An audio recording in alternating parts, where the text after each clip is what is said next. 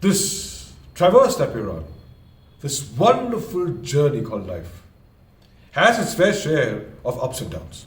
Now, when the downs happen, it's quite natural for people to reach out to each other for help. But then, here's the thing. What should be the kind of help that you should offer?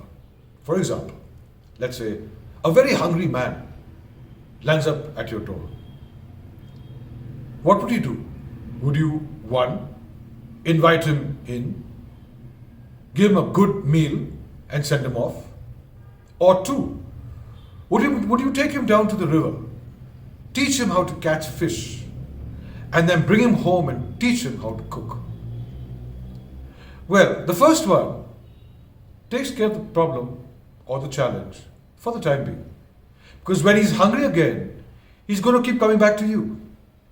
But the second one helps him to handle the challenge with resilience and with knowledge.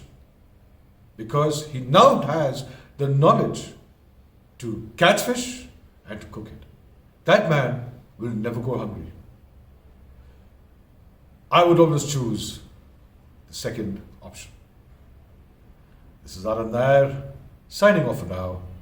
I'll see you soon. Till then, have a wonderful life.